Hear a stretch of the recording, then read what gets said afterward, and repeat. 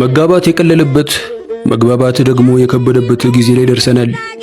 ታዳኤል እባላለሁ። ስጋ ቆራጭ ነኝ። በዚህ ሙያዬ ግፋ ቢል ከ4 እስከ 5 ዓመት አገልግያለሁ። ሙያዬን አክባሪ፣ ለስራዬ ታማኝ ሰው ነበርኩ። ነገር ግን ለሙያዬ ያለኝን አክብሮት፣ ለስራዬ ያለኝን ታማኝነትና ፍቅር አንድ ቀን ባልሞላ ጊዜ ውስጥ አፈር ከድሜ ያበላሁት። ነገሩ እንዲህ ነው። ትዳርና ልጅ በልጅነት ነው የሚለውን ያረጀና ያፈጀ ትርክት ይዤ ገና በለጋ ወጣትነቴ ኤሚ ከምትባል ሴት ጋር ተዋወቅኩኝ።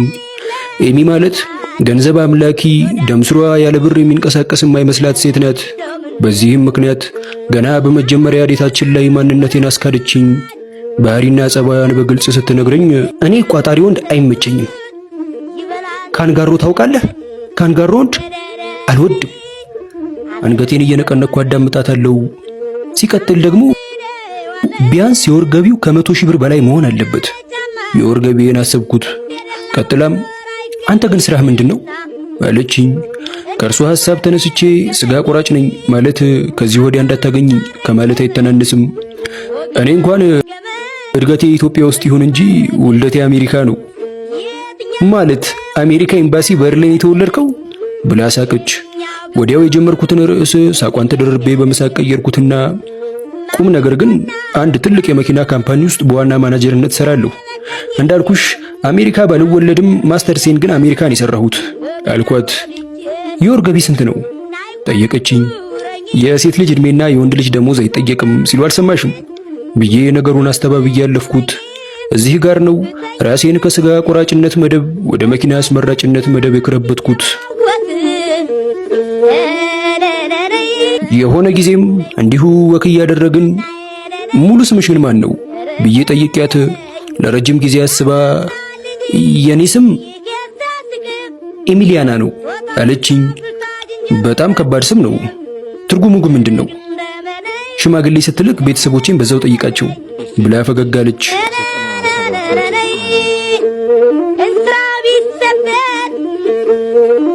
ዕለታት አንድ ቀን ታዲያ የምሰራበት ድረስ መጣች።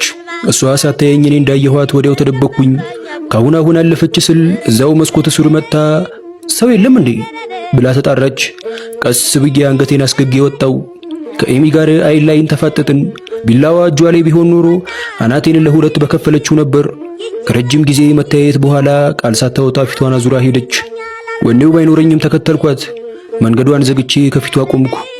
ካላሳለፍከኝ እሪ ብዬ ነው የምጮኸው። በዳቢትና በፍርምባ በታላቅና በታናሽ እንደው በሻኛ ይዤሻለሁ አንድ ያዋሪ አልኳት። ምን ላዋራ? ሌላ የምትዋሸኝ ነገር አለህ?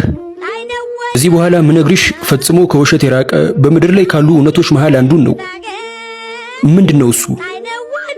የውልሽ የስጋን ውበት በአይንሽ ጣዕሙን ደግሞ እየበላሽ ለማጣጣም መቅረት የሌለብሽ ቦታ አለ። ምንድነው የምታወራው? ነይ ቆይ ላሳይሽ።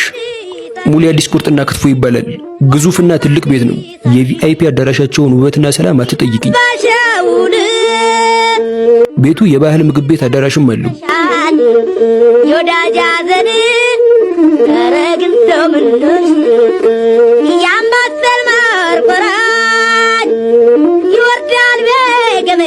የመደበኛ ባር ቤቱን ውበት አይተሽ ፍረጂ። እንደዚህ በአማረና ጥራቱን በጠበቀ ቤት ደግሞ ሌላ ታምር ልንገርሽ። ማዕከላዊ ምግባቸው ቁርጥና ክትፎ ሲሆን የቤቱ ስፔሻል ኮንቦ ከቀመሽ ጣትሽንም አንድ ላይ መቆርጠምሽ አይቀርም። እኔም አንድ ያልነገርኩ ነገር አለ። ስሜ ኤሚሊያና ሳይሆን አመንሸዋ ነው። ሲቆላመጥ ኤሚ። አባት አረገመኝ ወገን አረገመኝ ወንድማ